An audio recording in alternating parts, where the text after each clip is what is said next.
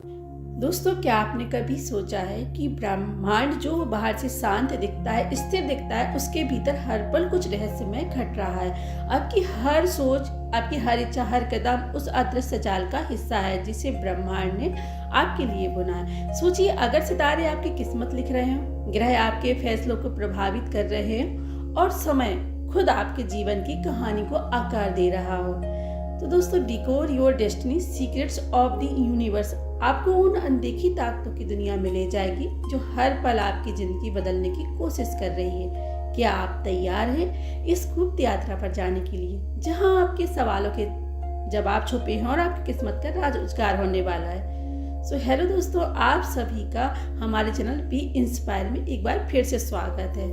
दोस्तों, आपने किसी टॉपिक पर बहुत सी वीडियो देखी होंगी, लेकिन ये वीडियो देखने के बाद आपसे मैं वादा करती हूँ कि मैं आपको इस वीडियो में ऐसा बहुत कुछ जानने को मिलेगा जो आप नहीं जानते। इस वीडियो को देखने के बाद आपके अंदर जो रहस्यमय शक्ति जागेगी, जो शायद आपने कभी सोचा ही नहीं होगा। इस बेहतरीन पुस्तक में 10 अध्याय हैं जो कि सभी के सभी महत्वपूर्ण हैं। चलिए अध्याय 1 पर चलते हैं और समझते हैं। तो दोस्तों, जाने से पहले आप इस वीडियो को, आप जब इसमें खो जाएंगे तो इस चैनल को जरूर सब्सक्राइब जरूर कर लीजिएगा। तो अध्याय 1 है ब्रह्मांड के रहस्यों की शुरुआत। क्या आपको कभी ऐसा लगा है कि आपके साथ कुछ ऐसा हुआ होगा जैसे आप अनजान शहर में घूमते हुए अचानक उस इंसान से मिल गए जिसने आपकी जिंदगी बदल दी। इसे आप लक कहें, कोई इंसिडेंट कहें, या फिर इसे ब्रह्मांड का खेल माने। हकीकत यही है कि कुछ तो है जो सबको जोड़ रहा है। कहते हैं ब्रह्मांड के हर कोने में एक योजना है जिसे हमारी आंखें नहीं देख सकती, लेकिन हमारी आत्मा उसे महसूस करती है। जब भी आप रात को आसमान की तरफ देखते हैं तो क्या कभी कभी सोचा है कि उन सितारों का आपकी ज़िंदगी से क्या लेना देना है? वो लाइट जो अरबों साल पुरानी है, हमारे दिलों में आज भी उम्मीद की किरण जगाती। फनी थिंग इज, हम ये तो मान लेते हैं कि चांद देखकर आसमान, लेकिन ये मानने में हिचकिचाते हैं कि ब्रह्मांड की ऊर्जा हमारे इमोशन और एक्शन को कंट्रोल कर सकती है। एक कहानी याद आती है, एक किसान की। उसने अपने खेत में बीज बोया और दिन रात मेहनत की, लेकिन हर रात वो आसमान की तरफ देखता और सोचता, क्या ये बारिश मेरे बीजों को फलने और फूलने देगी? और एक दिन एक साधु आया और उसने उससे कहा कि तू मेहनत कर, बारिश की चिंता मत कर, ब्रह्मांड का नियम है, जो बोया है वो लौट कर आएगा। उस दिन से किसान ने आसमान देखना बंद कर दिया और अपने काम में लग गया। नतीजा, फसल लहरा उठी।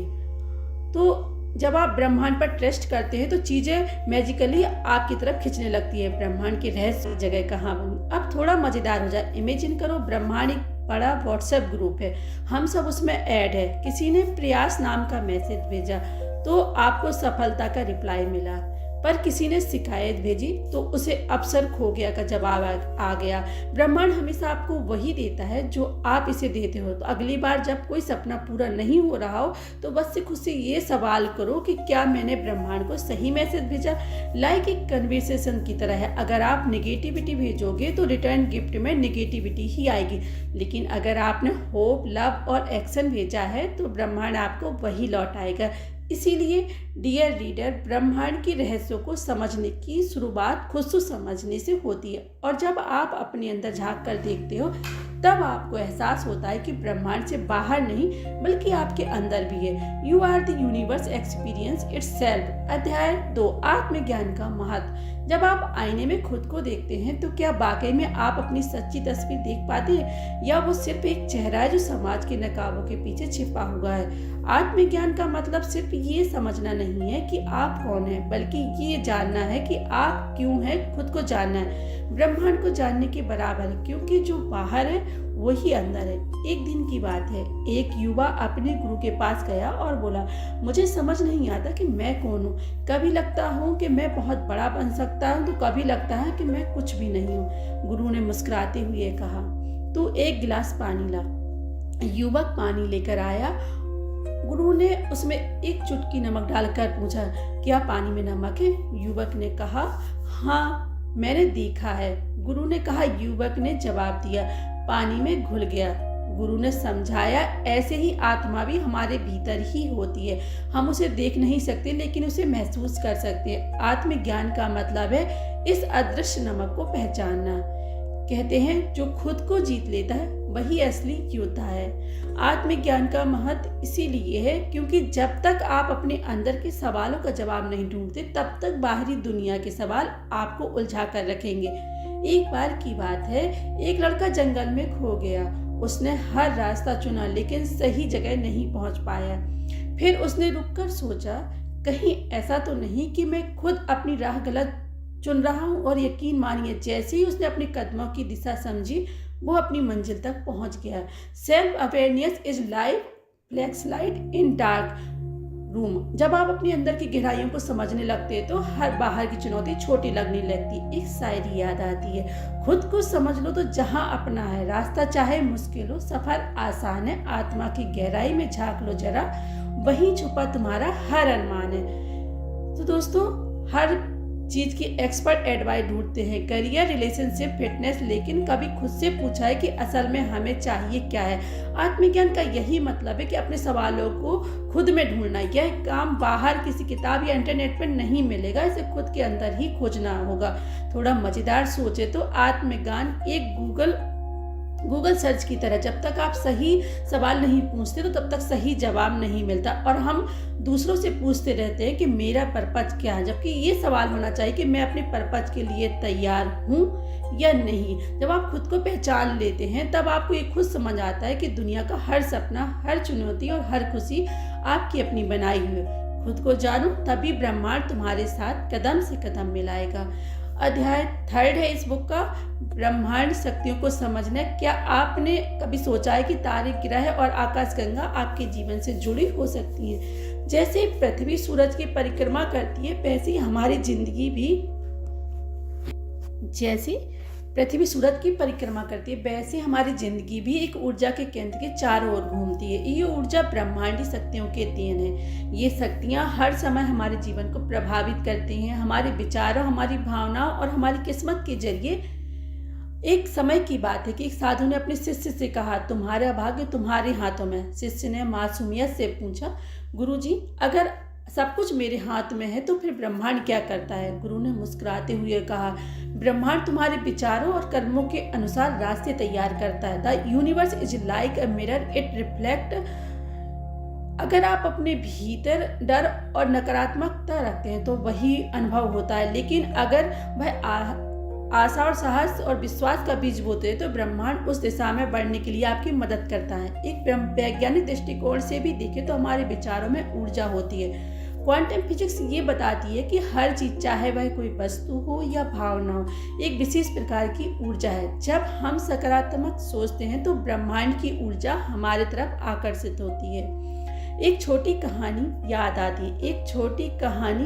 याद आती है कि एक किसान हर दिन सूरज से प्रार्थना करता था कि उसकी फसल अच्छी हो, लेकिन वह मेहनत करना भूल गया। जब बारिश हुई तो उसके जमीन पर फसल नहीं हो गई क्योंकि उसने बीज ही नहीं बोया था। ये कहानी हमें सिखाती है कि ब्रह्मांड केवल उनकी मदद करता है जो खुद अपनी मदद करते हैं। ब्रह्मांड शक्तियों को समझने के लिए जरूरी है कि हम 3 चीजों पर ध्यान दें, हमारी सोच, हमारा इरादा और हमारा कर्म। जब ये तीनों चीजें एक साथ होती हैं तब हम ब्रह्मांडीय ऊर्जा को अपने जीवन में महसूस कर सकते हैं।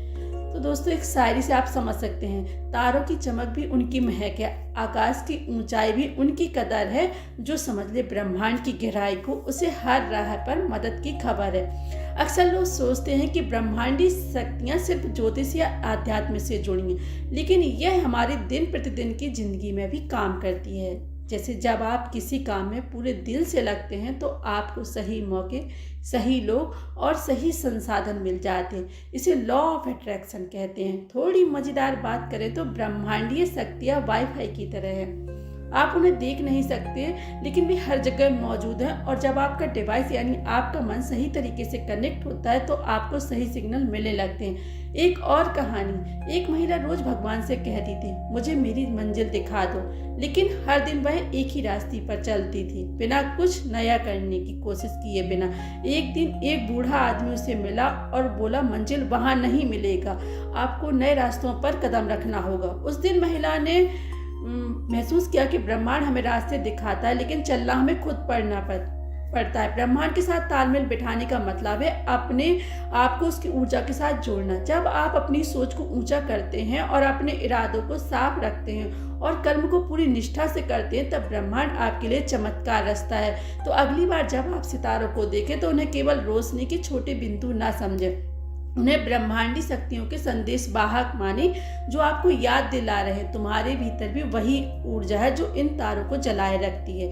दोस्तों आप अगर अभी तक इस वीडियो में बने हुए हैं तो आप इस वीडियो को एक लाइक जरूर कीजिएगा। दोस्तों आपका एक लाइक मेरे लिए बहुत मायने रखता है। तो दोस्तों चलिए अब बताते हैं अध्याय 4। तो इस बुक का अध्याय 4 है। 4th अध्याय में जीवन के उद्देश्यों को खोजें। क्या आप कभी खुद से पूछते हैं कि इस दुनिया में मैं क्यों हूँ, मेरी जिंदगी का मकसद क्या है? ये सवाल जितना साधारण लगता है, इसका उत्तर उतना ही गहरा और रहस्यमय है। जीवन का उद्देश्य कोई ऐसी चीज नहीं है जिसे हम बाहर की दुनिया में खोजें। ये हमारे भीतर छुपा होता है, लेकिन इसे समझने के लिए हमें अपने अंदर की आवाज सुननी पड़ती है। एक बार की बात है कि एक नौजवान अपने गुरु के पास गया और बोला, मुझे अपने जीवन का उद्देश्य नहीं समझ आता। गुरु ने उसे एक कंदील दी और कहा, इसे लेकर अंधेरी गुफा में जाओ। गुफा के अंदर जाते ही उसने महसूस किया कि कंदील की हल्की रोशनी ही उसे सही रास्ता दिखा रही थी। गुफा के अंत में उसने एक दर्पण पाया और उसमें लिखा था, तुम्हारा ग्रहों की तलाश में जो भटके उनके कदम ही मंजिल बनाते हैं। जिन्हें खुद पर यकीन हो वही जीवन के अर्थ समझ पाते हैं। लेकिन सच तो यह है कि अक्सर हम इस सवाल से भागते हैं। हम सोचते हैं कि जीवन का उद्देश्य बहुत बड़ा और महान होना चाहिए, लेकिन क्या ये संभव नहीं कि आपका उद्देश्य किसी की जिंदगी को बेहतर बनाना हो, भले ही वो सिर्फ एक इंसान हो। एक और चलिए कहानी सुनाते हैं। इस कहानी में एक गरीब आदमी रोज बच्चों को स्कूल जाते हुए देखता था। उसकी हालत ऐसी थी कि वह पढ़ाई नहीं कर सकता था, लेकिन उसने छोटा सा निर्णय लिया। वह रोज उन बच्चों के लिए पानी की एक मटकी रखेगा। धीरे धीरे उसकी यह छोटी सी सेवा एक प्रेरणा बन गई और लोग उसे पढ़ाई वाले बाबा कहने लगे। उस आदमी का उद्देश्य भले ही छोटा था, लेकिन उसने बहुत बड़ा बदलाव किया। जीवन का उद्देश्य खोजने के लिए 3 बातें जरूरी हैं। पहली बात है, अपने जुनून को पहचानें। वह क्या है जो आपको खुशी देता है। दूसरी, दूसरों की मदद करें। आपकी ताकत तभी सार्थक है जब वह किसी और की मदद कर सके। तीसरी, छोटी शुरुआत करें। कोई भी बड़ा मकसद छोटे कदमों से शुरू होता है। थोड़ी मज़ेदार बात करें तो जीवन का उद्देश्य ऐसा है जैसे मम्मी के हाथ का खाना। आपको पता नहीं चलता उसमें क्या है, लेकिन जब आप उसे खाते हैं तो आपको अंदर से सुकून मिलता है। यह भी ध्यान रखना जरूरी है कि जीवन का उद्देश्य स्थिर नहीं होता। जैसे जैसे आप पढ़ते हैं आपका उद्देश्य भी बदल सकता है। Purpose is not a destination, it's a journey. तो अगली बार जब आप सोचें कि आपके जीवन का अर्थ क्या है, तो बस इतना याद रखें कि आपका उद्देश्य वही है जो आपको खुद पर गर्व महसूस कराए। हर दिन अपने छोटे कदमों से आप अपने जीवन को अर्थ दे सकते हैं, और एक दिन जब आप पीछे मुड़कर देखेंगे तो पाएंगे आपकी जिंदगी ने न केवल आपको बल्कि दूसरों को भी प्रेरित किया है। आपका उद्देश्य उस रोशनी की तरह है जो अंधेरे में भी चमकता है। बस उसे पहचानने के लिए अपने भीतर झांकें।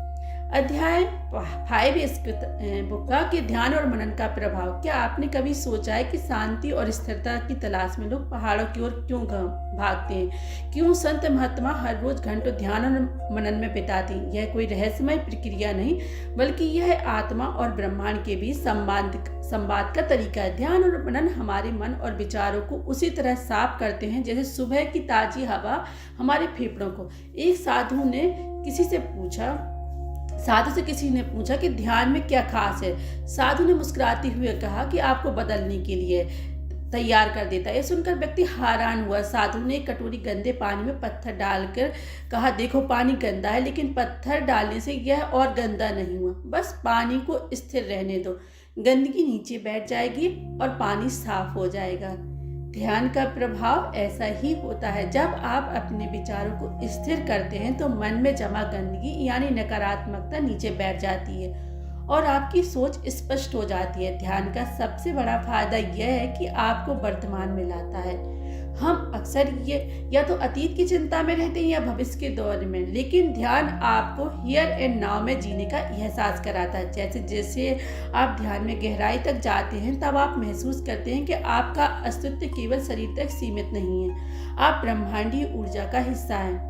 एक शायरी से खूबसूरती से समझाती है, ध्यान के सागर में जो डूबे उन्हें नए जहान नजर आते हैं। शांति और प्रेम का जो पथ हो वही जीवन के अर्थ समझ आते हैं। एक बार की बात है, एक राजा हमेशा चिंताओं में रहता था। एक साधु ने उसे ध्यान की सलाह दी। राजा ने कहा, मेरे पास इतना समय नहीं है। कि साधु ने हंसते हुए कहा, जब आपके पास 24 घंटे की चिंताओं के लिए समय है तो 10 मिनट की शांति के लिए क्यों नहीं। यह सुनकर राजा ने ध्यान करना शुरू किया और पाया कि उसकी चिंताएं धीरे धीरे खत्म हो रही। Meditation is int about controlling your thoughts, it's about not letting your thoughts control you. जब आप ध्यान करते हैं तो अपने विचारों के ऊपर अधिकार पाते हैं। यह आपकी सोच को सकारात्मक बनाता है और जीवन की चुनौतियों को सामना करने का साहस देता है। मनन यानी आत्मचिंता ध्यान का ही एक हिस्सा है। यह आपको यह समझने का अवसर देता है कि आप कौन हैं और आपके जीवन में क्या महत्वपूर्ण है। मनन करने से आप अपने जीवन के पैटर्न और गलतियों को पहचान सकते हैं और उन्हें सुधारने का रास्ता खोज सकते हैं। थोड़ी मज़ेदार बात करें तो ध्यान और मनन की प्रक्रिया ऐसी है जैसे फ़ोन को चार्ज करना। जब आप ध्यान करते हैं तो आप अपनी ऊर्जा को रिचार्ज करते हैं और मनन से आप ये तय करते हैं कि ऊर्जा का इस्तेमाल कहाँ करना है। एक और कहानी सुनिए। ये एक व्यक्ति रोज ध्यान करता था लेकिन उससे कोई खास अनुभव नहीं होता था। एक दिन उसने साधु से पूछा कि मुझे कुछ महसूस क्यों नहीं होता। साधु ने जवाब दिया, जब नदी में कंकड़ गिरता है तो लहरें बनती हैं, लेकिन जब कंकड़ गिरना बंद हो जाता है तो नदी शांत हो जाती है। उस शांति में भी सौंदर्य है। ध्यान और मनन आपको वह आंतरिक शक्ति देते हैं जो बाहरी दुनिया के तूफानों का सामना करने में मदद करती है। यह आपकी सोच को स्पष्ट, आपका दिल शांत और आपकी आत्मा को मजबूत बनाती है। अंत में ध्यान का अर्थ केवल बैठकर आंखें बंद करना नहीं है, यह आपकी जीवन शैली का हिस्सा बन सकता है। जब आप किसी काम में पूरी तरह से डूबे होते हैं, जब आप प्रकृति को निहारते हैं या जब आप खुद से गहरे सवाल पूछते हैं, तो आज से ही ध्यान और मनन को अपनी दिनचर्या का हिस्सा बनाएं। यह न केवल आपके मन को शांत करेगा बल्कि आपके भीतर छुपे उस प्रकाश तक ले जाएगा जो सदा से आपका इंतजार कर रहा है। अध्याय 6, अपनी किस्मत को बदलने को 7 तरीके कहते हैं। किस्मत के ताले को चाबी से नहीं, मेहनत और विश्वास की चाबी से खोला जा सकता है। क्या सच में किस्मत कोई पत्थर की लकीर नहीं होती? यह आपके विचारों, आदतों और कर्मों का परिणाम है। आप जैसे सोचते हैं वैसे बनते हैं। चलिए जाने कि अपनी किस्मत बदलने के 7 कारगर तरीके क्या हैं। पहला तरीका है अपना नजरिया बदलें। एक छोटे से गाँव में 2 दोस्त थे। एक ने हमेशा अपनी परिस्थितियों को कोसा और दूसरे ने मुश्किलों में अवसर तलाशते रहे। सालों बाद दूसरा दोस्त शहर का बड़ा व्यापारी बन गया और पहला वाला वहीं के वहीं रह गया। Your minds decide your destiny. अगर आप हर स्थिति में केवल समस्या देखेंगे तो समाधान कभी नहीं मिलेगा। अपने नजरिए को सकारात्मक बनाइए। दूसरा तरीका है छोटे छोटे लक्ष्य बनाएं। किस्मत बदलना एक बड़ी चीज लग सकती है, लेकिन इसे छोटे छोटे कदमों में बांट दिया जाए तो यह मुमकिन हो सकता है। जैसे हर बड़ी मंजिल एक कदम से पूरी होती है, वैसे ही हर छोटा लक्ष्य आपकी किस्मत को धीरे धीरे बदल देता है। एक शायरी से समझाते हैं, चोट पत्थर पर पड़ती रहे, हर बार असर दिखता है। सपनों को पाने का जिद हो तो वक्त भी झुकता है। तीसरा तरीका है नए कौशल सीखें। आज का दौर कौशल का है। अगर आप अपनी पुरानी आदतों और स्किल्स पर टिके रहेंगे तो नई संभावनाओं के दरवाजे बंद हो सकते हैं। दोस्तों, अपनी क्षमता बढ़ाने के लिए कुछ नया सीखना शुरू करें, चाहे वह कोई भाषा हो, डिजिटल स्किल हो या खुद की पसंद का कोई हुनर। चौथा तरीका है धैर्य रखें। किस्मत बदलने का सफर एक रात में पूरा नहीं होता। आपको धैर्य के साथ लगातार प्रयास करने होंगे। एक किसान की तरह सोचिए जो बीज बोने के बाद हर दिन उसकी देखभाल करता है। परिणाम वक्त आने पर ही दिखते हैं। धैर्य वह पुल है जो सपनों को हकीकत से जोड़ता है। 5वां तरीका है कृतज्ञता प्रकट करें। यह थोड़ा सा अजीब लग सकता है, लेकिन जब आप अपने पास मौजूद चीज़ों के लिए शुक्रगुजार होते हैं तो ब्रह्मांड आपको और देने लगता है। Gratitude open the door. अपनी हर सुबह इस सोच से शुरू करें कि आपके पास कितना कुछ है। छठा तरीका है अपने डर का सामना करें। डर वह दीवार है जो आपकी किस्मत को बदलने से रोकते हैं, लेकिन अगर आप उस दीवार को तोड़ दें तो आपके लिए अनंत संभावनाओं के द्वार खुल जाएंगे। एक बार की बात है कि एक आदमी अपने डर से भागते भागते थक गया। एक दिन उसने पलटकर अपने डर का सामना किया और पाया कि डर तो एक महज परछाई थी। 7वां तरीका है सही संगति और मार्गदर्शक पाएं। जैसा वातावरण आप चुनते हैं वैसे ही आपकी सोच बनती है। अगर आप प्रेरणादायक और सकारात्मक लोगों के साथ समय बिताएंगे तो आप खुद को बेहतर बनाने में सक्षम होंगे। थोड़ी मज़ेदार बात करें तो किस्मत बदलने का सफ़र ऐसा है जैसे मोबाइल गेम्स खेलना। हर लेवल पार करने पर आप खुद को बेहतर महसूस करते हैं और अगली चुनौती के लिए तैयार हो जाते हैं। याद रखें, किस्मत कोई जादू नहीं है, ये आपकी मेहनत, विश्वास और सही दिशा का परिणाम है। जब आप इन 7 तरीकों को अपनी ज़िंदगी में अपनाएंगे तो धीरे धीरे आपको महसूस होगा कि आपकी किस्मत वाकई बदल रही है। आप अपनी किस्मत के लेखक हैं। पेन उठाइए और वह कहानी लिखिए जिसे आप गर्व से दूसरों को सुनाना चाहेंगे।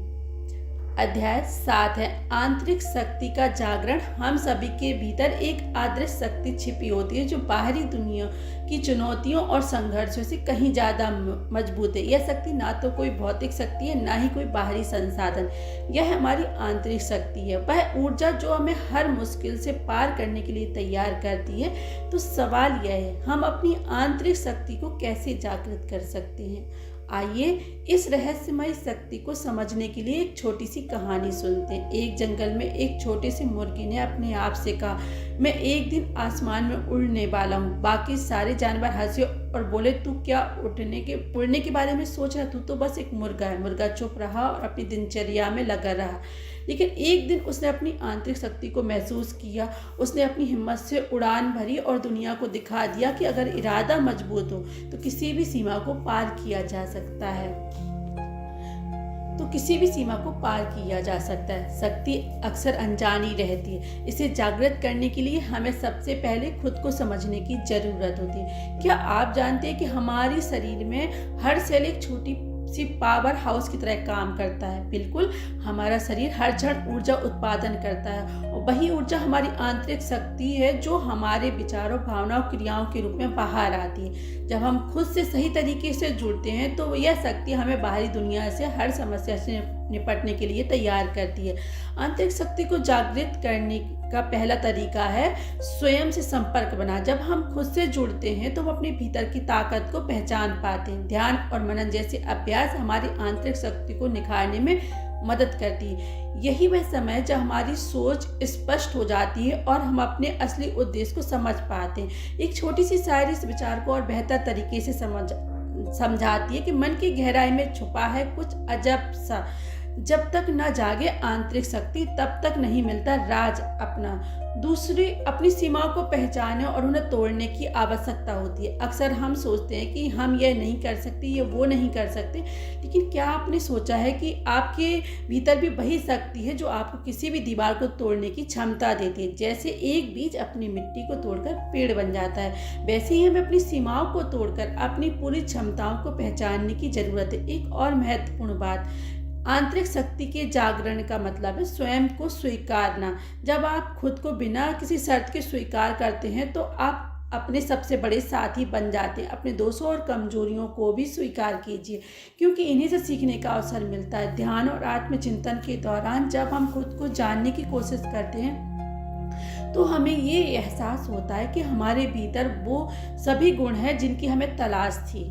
एक और मजेदार उदाहरण लेते हैं। जब कोई मोबाइल चार्ज करने के लिए प्लग में डालता है तो केवल एक उपकरण को पावर देता है, लेकिन इंसान अपनी आंतरिक शक्ति को जागृत कर खुद को शक्तिशाली बना सकता है। किसी को चार्ज करने की प्लग की जरूरत नहीं होती, सिर्फ खुद को की शक्ति को पहचानने की जरूरत होती है। आखिरकार आंतरिक शक्ति का जागरण तब संभव है जब हम अपनी सोच को पूरी तरह से सकारात्मक बना लें। सकारात्मकता हमारे भीतर की शक्ति को जागृत करती है और यही शक्ति हमें अपने जीवन के हर क्षेत्र में सफलता और संतुलन पाने के लिए मार्गदर्शन देती है। जब तुम खुद पर विश्वास करने लगोगे तो तुम्हारी आंतरिक शक्ति तुम्हारे साथ खड़ी हो जाएगी और दुनिया की कोई भी ताकत तुम्हें रोक नहीं सकती।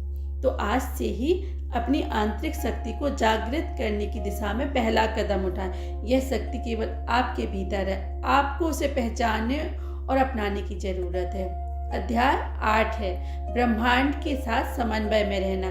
क्या आपने कभी सोचा है कि आप में और ब्रह्मांड के बीच एक अदृश्य कनेक्शन है जो हर पल आपको जीवन के मार्गदर्शन के लिए संकेत देता है? अगर नहीं तो यह अध्याय आपको उस रहस्य से परिचित कराएगा जो हमारे ब्रह्मांड के बीच की गहरी कड़ी को समझने में मदद करेगा। आइए शुरू करते हैं कहानी से। एक बार एक छोटे से गांव में एक लड़का रहता था जो हमेशा यही सोचता था कि वह जीवन में हमेशा कुछ बड़ा करने के लिए बहुत कुछ हासिल करना होगा। एक दिन वह एक साधु के पास गया और पूछा, मुझे अपने जीवन में सफलता कैसे मिलेगी? साधु मुस्कुराया और बोला, तुम्हारे पास पहले से ही वो सब कुछ है जो तुम्हें चाहिए, तुम्हें बस ब्रह्मांड से जुड़ने की आवश्यकता है। लड़के ने किचन में जाकर साधु की बातों को नजरअंदाज किया, लेकिन एक दिन उसने महसूस किया कि जब वह आकाश को देखता है या हवा में सांस लेता है तो वह ब्रह्मांड के साथ एक होने का अनुभव करता है। उसी पल उसने जाना कि ब्रह्मांड से जुड़कर ही हमें अपनी असली ताकत का एहसास होता है।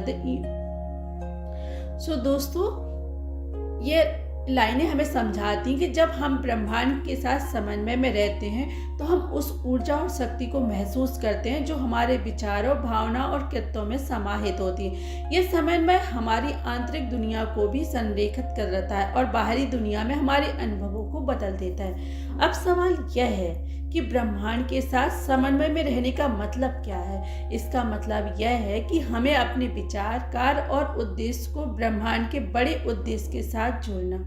जब हम ब्रह्मांड से जोड़ते हैं तो हम उसकी लय और ऊर्जा से मेल खाते हैं। ब्रह्मांड अपने तरीके से हमें संकेत देता है, कभी एक छोटी सी घटना, कभी कोई ख्वाब या आकस्मिक मुलाकात जो हमें हमारे सही मार्ग पर चलने के लिए प्रेरित करती है। इसी प्रकार एक छोटी सी शायरी इस विचार को और स्पष्ट करती है, जिंदगी के सफर में मिलते हैं अनगिनत रास्ते। जब तक ब्रह्मांड के साथ ना हो सटीक समन्वय, तब तक कोई रास्ता सही नहीं लगता। ब्रह्मांड के साथ समन्वय का पहला कदम है ध्यान और आत्म जागरूकता। जब हम अपने भीतर की शांति और स्पष्टता को महसूस करते हैं तो हम ब्रह्मांड की ऊर्जा को महसूस कर सकते हैं। ध्यान के दौरान हमारी चेतना ब्रह्मांड के साथ मेल खाती है, जिससे हमें जीवन के वास्तविक उद्देश्य का एहसास होता है। ये हमें अपने विचारों और भावनाओं को संरेखित करने का एक तरीका है ताकि हम सही दिशा में आगे बढ़ सकें। इसके बाद आता है आभार का भाव। जब हम ब्रह्मांड के दिए हुए हर एक छोटे छोटे उपहार के लिए आभारी होते हैं तो हम ब्रह्मांड के साथ बेहतर तरीके से जुड़ जाते हैं। क्या आप जानते हैं कि दोस्तों, जब हम छोटे छोटे पलों में खुशी और आभार महसूस करते हैं तो ब्रह्मांड हमें और अधिक सकारात्मक ऊर्जा भेजता है। तीसरी महत्वपूर्ण बात है विश्वास और सरेंडर। विश्वास का मतलब यह नहीं है कि हम कुछ भी बिना सोचे समझे स्वीकार करें, बल्कि इसका मतलब है कि हम ब्रह्मांड पर विश्वास करते हुए अपने नियंत्रण से बाहर की चीजों को स्वीकार करते हैं। जब हम अपने नियंत्रण से बाहर के परिणामों को छोड़ देते हैं और ब्रह्मांड की दिशा में समर्पण करते हैं तो हम उस शक्ति से जुड़ते हैं जो हमारे जीवन को मार्गदर्शन देती है। ब्रह्मांड के साथ समन्वय का सबसे बड़ा फायदा यह है कि यह हमें हमारे जीवन के उद्देश्य के प्रति जागरूक करता है। जब हम ब्रह्मांड के संकेतों और सिग्नल्स को समझने की कोशिश करते हैं तो हम खुद को उस मार्ग पर पाते हैं जो हमारे लिए सबसे सही है। एक मजेदार उदाहरण है, मानो जैसे रास्ते पर चलते हुए आपको अचानक रास्ता बदलने के संकेत मिलते हैं और आप बिना किसी डर या संकोच के उस दिशा में मुड़ जाते हैं, क्योंकि आप जानते हैं कि यह ब्रह्मांड का संकेत है। हर व्यक्ति के जीवन में एक ब्रह्मांडी लय है, एक संतुलन है जो हमें यह समझने में मदद करता है कि हम किस दिशा में जा रहे हैं। ब्रह्मांड की विशालता से जुड़कर हम यह समझ सकते हैं कि हम एक ऐसे नेटवर्क का हिस्सा है जो हर चीज से जुड़ा हुआ है। जिंदगी उसी दिशा में बहती है जहां ब्रह्मांड से समन्वय होता है, और जब हम इस ऊर्जा से जुड़ते हैं तो हमें सफलता की ओर मार्गदर्शन की पहचान मिल जाती है। इसीलिए अगर आप चाहते हैं कि आपकी जिंदगी में सही सभी चीज़ सही समय पर सही तरीके से हो तो ब्रह्मांड से जुड़कर सब उस लय में चलने की कोशिश करें। समन्वय में रहकर आप न केवल अपने सपनों को पा सकते हैं बल्कि उस ऊर्जा से जुड़े रह सकते हैं जो आपके जीवन को नया रूप देते हैं। अध्याय 9 है आत्मा की यात्रा और जीवन के बाद। क्या आपने कभी सोचा है कि हमारी आत्मा का वास्तविक उद्देश्य क्या है? हम यहाँ एक सारे के रूप में क्यों हैं और जीवन के बाद क्या होता है? ये सवाल न सिर्फ हमारे अस्तित्व को बल्कि हमारे जीवन के अर्थ को भी चुनौती देता है। इस अध्याय में हम आत्मा की यात्रा के बारे में गहराई से जानने की कोशिश करेंगे और साथ ये समझेंगे कि जीवन के बाद का सफर किस तरह से हमारे अनुभवों को आकार देता है। आइए शुरुआत करते हैं एक कहानी से। एक बार एक बुजुर्ग साधु ने अपने शिष्य से पूछा, तुम अपने जीवन का उद्देश्य क्या समझते हो? शिष्य ने सोचा, फिर बोला, जीवन का उद्देश्य खुश रहना है, दूसरों की मदद करना है और अंत में मोक्ष प्राप्त करना है। साधु मुस्कुराए और बोले, सच्चाई यह है कि आत्मा का उद्देश्य केवल शरीर की यात्रा तक सीमित नहीं है। आत्मा एक यात्रा पर होती है जो जन्मों से चलती रहती है। यह कहानी हमें यह समझाती है कि हमारी आत्मा का वास्तविक उद्देश्य, आत्मा की उन्नति और अनुभव। हम इस जीवन में क्या कर रहे हैं, क्या महसूस कर रहे हैं, क्या सोच रहे हैं, ये सब आत्मा की यात्रा का हिस्सा है। लेकिन जीवन के बाद क्या होता है? क्या हमारी आत्मा फिर से जन्म लेती है या हम भगवान निर्माण को प्राप्त कर लेते हैं? आइए इस रहस्य को खोजने की कोशिश करते हैं। दोस्तों, हमें ये समझने में मदद करती है कि आत्मा एक वास्तविक और शाश्वत है। आत्मा किसी शरीर में जन्म लेती है लेकिन एक दिन उस शरीर को छोड़ देती है। आत्मा के लिए मृत्यु का कोई अस्तित्व नहीं है। यह केवल रूप बदलने की प्रक्रिया, जैसे एक मोमबत्ती से दूसरे में आग को स्थानांतरित किया जाता है, वैसे ही आत्मा एक शरीर से दूसरे शरीर में स्थानांतरित होती है। जब हम मृत्यु की बात करते हैं तो हम अक्सर इसे अंत के रूप में देखते हैं, लेकिन वास्तव में एक नई शुरुआत है। जीवन और मृत्यु के बीच का अंतर केवल भौतिक है। आत्मा का सफर निरंतर चलता रहता है। मृत्यु के बाद आत्मा एक नए रूप में जन्म ले सकती है और यह उसके पिछले जीवन के कर्मों और अनुभवों पर निर्भर करती है। कर्म, कर्मा और धार्मिकता का नियम इस यात्रा का अहम हिस्सा है। अभी एक शायरी के रूप में से समझते हैं। जीवन की राह में चलते हुए मृत्यु का डर नहीं लगता। आत्मा कभी मरती नहीं, बस रूप बदलती जाती है, जैसे रंग बदलता सूर्य। आत्मा की यात्रा का अनुभव इस जीवन में हमारा उद्देश्य। हम इस शरीर में रहते हुए कई अनुभवों से गुजरते हैं जो हमारी आत्मा को परिष्कृत करते हैं। जब हम अपने जीवन में सच्चे उद्देश्य की ओर बढ़ते हैं तो हम आत्मा के मार्ग पर चलते हैं। यह मार्ग हमें गहरी शांति, संतुलन और समझ की ओर ले जाता है, जो मृत्यु के बाद भी हमें सशक्त बनाता है। अब सवाल यह उठता है कि क्या हम मृत्यु के बाद उस आत्मा के जीवन का आनंद उठा सकते हैं? यह सवाल हर व्यक्ति के मन में। कई आध्यात्मिक ग्रंथों और संतों का मानना है कि मृत्यु के बाद आत्मा निर्वाण की ओर बढ़ती है, जहां वह सारी इच्छाओं और बंधनों से मुक्त हो जाती है। यह अवस्था आत्मिक मुक्ति है, जहाँ आत्मा केवल शांति और प्रेम में डूबी होती है। एक मजेदार उदाहरण है, जैसे एक मोमबत्ती का जलना उसके अस्तित्व का पहचान, वैसे ही आत्मा का जन्म और मृत्यु केवल एक प्रक्रिया है जो असीमित है। जब हम आत्मा की यात्रा को समझते हैं तो हम यह महसूस करते हैं कि जीवन और मृत्यु का चक्र केवल एक अध्याय है। हमारा अस्तित्व आत्मा के रूप में शाश्वत है और हमारा उद्देश्य इस यात्रा में हर दिन कुछ नया सीखना, समझना और आत्मसात करना। इस यात्रा में हम जितनी बार भी जन्म लेते हैं, हर बार कुछ न कुछ नया अनुभव प्राप्त करते हैं, जिससे हमारी आत्मा का विकास होता है। Your soul is return, it only bears difference low in difference line times. जब इन विचारों को हम समझते हैं तो हम मृत्यु के डर के बजाय एक शांतिपूर्ण यात्रा के रूप में देख सकते हैं, जिसमें आत्मा अपने कर्मों और अनुभवों के साथ नई शुरुआत करती है। तुम शरीर हो, तुम आत्मा हो, तुम दोनों की यात्रा एक है और जीवन की बाद की यात्रा सिर्फ एक और शुरुआत है। इस प्रकार आत्मा की यात्रा न केवल मृत्यु के बाद की प्रक्रिया है, बल्कि इस जीवन के हर पल में हो रही एक यात्रा है। इसे समझकर हम हर अनुभव को पूरी तरह से जी सकते हैं और जीवन को एक नई दृष्टि से देख सकते हैं।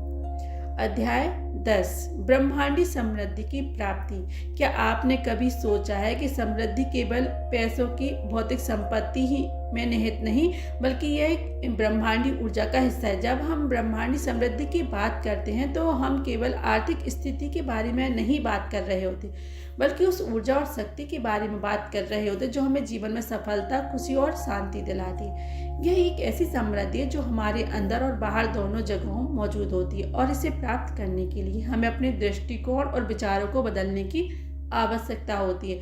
हम सब ने कभी ना कभी ये महसूस किया होगा कि जब हम कुछ हासिल करने की चाहत रखते हैं तो हमारा ध्यान केवल उस वस्तु या लक्ष्य पर केंद्रित हो जाता है। लेकिन ब्रह्मांडी संबंधी तब मिलती जब हम ये समझते हैं कि समृद्धि एक मानसिकता, एक ऊर्जा है, और ये हमारे विचारों, आस्था और क्रियाओं से उत्पन्न होती है। आइए इस कहानी से समझते हैं। एक गांव में एक किसान अपने खेतों में काम करता था। उसने हमेशा यही सोचा कि अगर उसके पास बहुत पैसा होगा तो वह खुश रहेगा। लेकिन फिर एक दिन उसने महसूस किया कि सच्ची समृद्धि सिर्फ पैसों में नहीं है, बल्कि अपने काम में संतुष्टि, शांति और आभार में। उसने सोचा, क्या मुझे खुश रहने के लिए और किसी चीज़ की ज़रूरत है? और फिर उसी खेत में जहाँ वह दिन रात मेहनत करता था, उसे एक गहरी शांति मिली और उसे अपने जीवन में पूरी तरह से महसूस किया, और तभी उसने ब्रह्मांडी समृद्धि का अनुभव किया। ब्रह्मांडी समृद्धि की प्राप्ति के लिए सबसे महत्वपूर्ण बात यह है कि अपनी आंतरिक दुनिया को साफ और सकारात्मक बनाना होगा। जब हम अपने विचारों में सकारात्मकता लाते हैं, जब हम आभार की भावना में रहते हैं, तब हम ब्रह्मांड से उन चीज़ों को आकर्षित करते हैं जिनकी हमें सच्ची आवश्यकता है। यह ऊर्जा और आत्मविश्वास का एक खेल है जिसमें हम जितनी सच्चाई और ईमानदारी से काम करते हैं, उतनी अधिक समृद्धि हमारे जीवन में प्रवेश करती है। जब तुम ब्रह्मांड को एक संदेश भेजते हो कि तुम सक्षम हो, तो वह तुम्हारे पास वही सब कुछ लाता है जिसकी तुम्हें आवश्यकता है। यह एक ब्रह्मांडी नियम है। हमारी आस्थाएं और विश्वास हमें उस दिशा में ले जाती हैं जिस दिशा में हम ध्यान केंद्रित करते हैं। उदाहरण के तौर पर, अगर आप सोचें कि आप कभी समृद्ध नहीं हो सकते, तो ब्रह्मांड आपको उसे विचार की पुष्टि देगा।